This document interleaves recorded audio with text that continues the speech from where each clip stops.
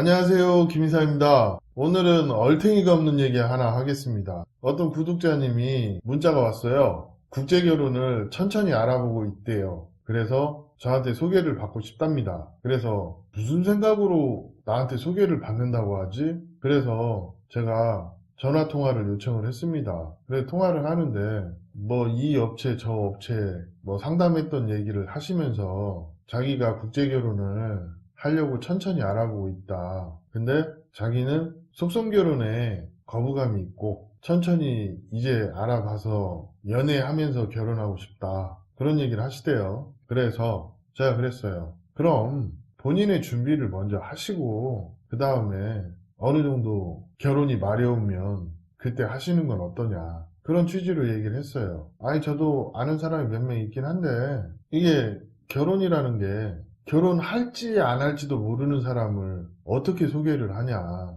결혼할 사람을 소개해야지. 그리고 이 교제하는 방식으로 하는 업체들이 좀 있는데 이 교제하는 방식으로 하는 진행이 성혼율이 좀 많이 떨어진다.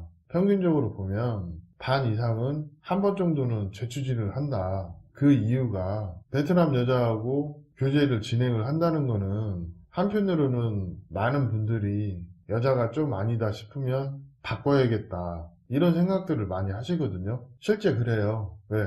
제가 서류를 업체 것도 해주다 보니까 뭐 서류 2번 진행하는 거는 예산일이 아니에요. 오죽하면 남자 인적사항만 적고 여자 인적사항은 안 적고 그냥 서류를 가지고 있어요. 그냥 프린트해서 여자 인적사항만 적어서 영사관에 제출하면 되게끔 그 정도거든요. 근데 이분이 얘기 중에 이런 얘기를 하시더라고요. 자기는 돈에 대해서는 그렇게 신경 쓰지 않는다. 자기가 원하는 방식으로 하고 싶다. 그래서 제가 그 얘기 했어요. 구독자님이 저한테 소개를 요청을 한다 해서 내가 소개해 줄 일도 없을 것 같지만 여기서 한마디를 하고 전화를 끊겠다. 뭐냐면 결혼을 천천히 알아본다는 사람한테 결혼할지 안 할지도 모르는 사람한테 내가 여자를 소개하겠냐. 결혼하시려면 태도 먼저 명확히 해라. 그런 마인드면 국제결혼 실패하기 딱 십상이다.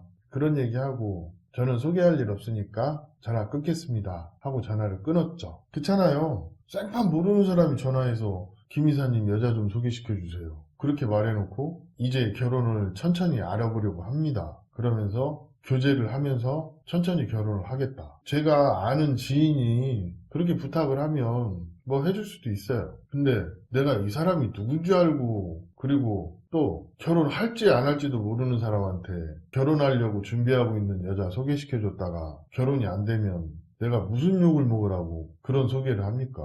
이게 국제결혼 하시려고 하시는 분들이 보면 도끼병이 좀 있어요. 상대방의 입장을 생각하지 않고 그냥 자신의 얘기만 하는 거야. 이분도 똑같아.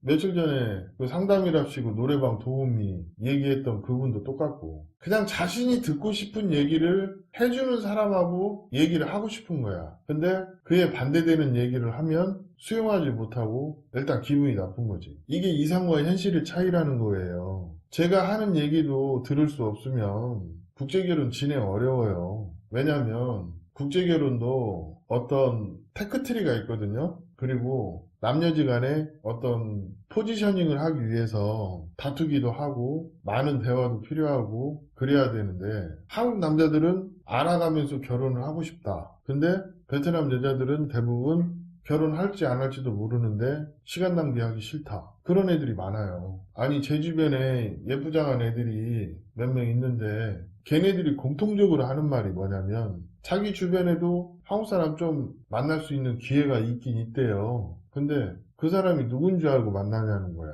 그렇기 때문에 몇 년씩 알고 지내는 나한테 부탁을 하겠지. 제가 예전에도 한번 얘기했죠. 제가 호치민에서 성형외과 클리닉처럼 운영하는 미용 스파를 했었어요. 그때 제 직원으로 있던 애들 중에서 좀 친하게 지내는 친구들이 몇 명 있어서 그 친구들이 그래도 한국 사람에 대해서 좋게 생각을 하고 있으니까 결혼을 생각하고 있는데 베트남에서 좀 괜찮은 애들은 생각보다 보수적이고 또 외국인에 대한 관심은 있지만 한편으로는 두려움도 있고 그러다 보니까 의심도 많아요. 이런 사람들이 찐이지. 근데 국제결혼 하러 오는 사람들이 당연하게 생각하는 것 중에 하나가 뭐냐면 그냥 밑도 끝도 없이 여자가 나한테 맞춰줘야 한다는 그런 생각을 하시는 분들이 많고, 두 번째로 천천히 알아보면서 준비를 하겠다 이런 분들이 많아요. 근데 이런 분들은 사실상 대접을 못 받아. 그리고 좋은 여자 만나기가 힘들어. 왜?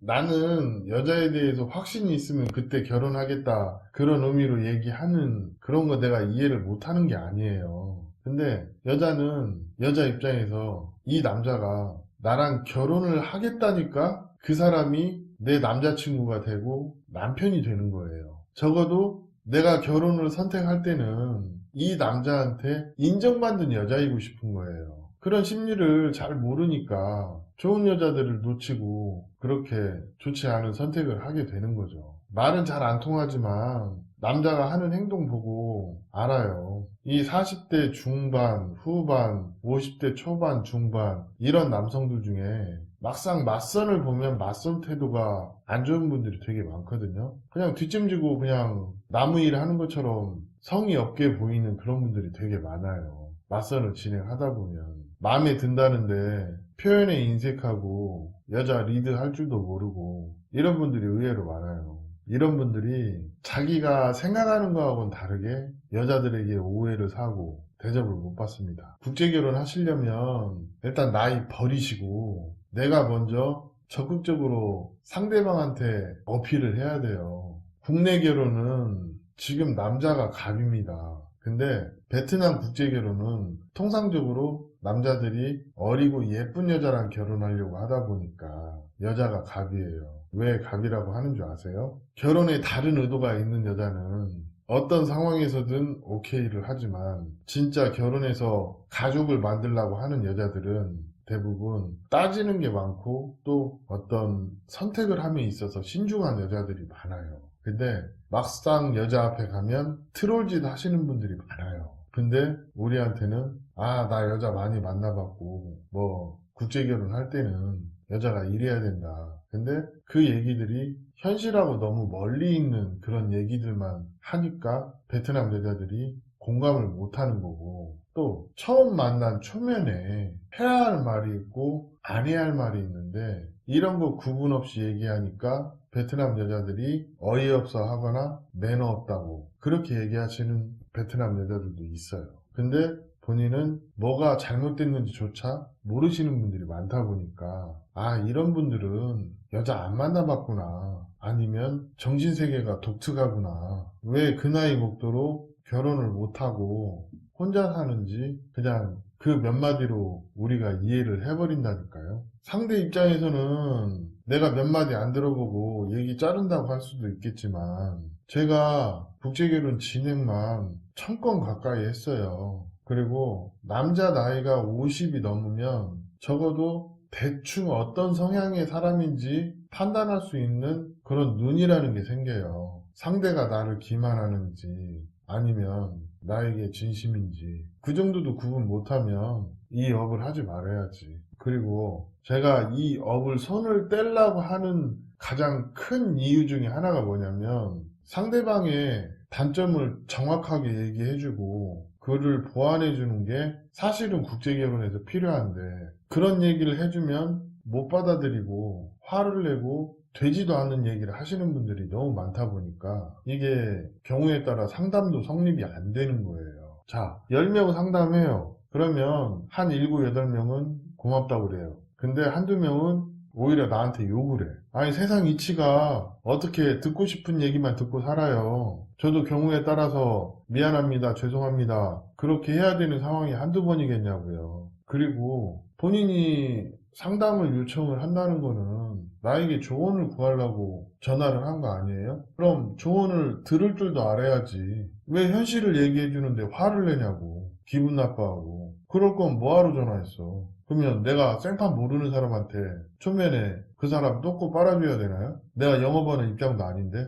분명 얘기했어요. 난 사람 소개 안 한다고. 자, 보세요. 기본적으로 나는 사람을 웬만하면 소개를 안 하려고 그래요. 그냥 케이스가 맞으면 딱 떨어지는 사람이 있으면 이런 케이스는 이렇게 하면 괜찮을 것 같으니까 한번 해보셔라. 생각해보고 연락 주세요. 그게 끝이에요. 두 번도 전화 안 해요. 그리고 해준다 하더라도 와서 전후 상황 다 확인하고 그 다음에 처갓집까지 싹 가보고 서로 좋으면 해라. 나 귀찮게 할 거면 그냥 하지 말고 결혼 니네 둘이 하는 거니까 두 사람이 무슨 수를 쓰더라도 신뢰관계만 형성하면 잘 사는 거다. 그리고 제 평소 소신이 신부만 딱 떨어지는 여자 만나면 거의 파혼 없어요. 근데 내 무리한 욕심에 또 아니면 내 이기심에 내 욕망에 이런 상대방하고 기우는 결혼을 하려고 하니까 그게 파혼으로 이어지는 거죠. 나한테는 엄청 유리해.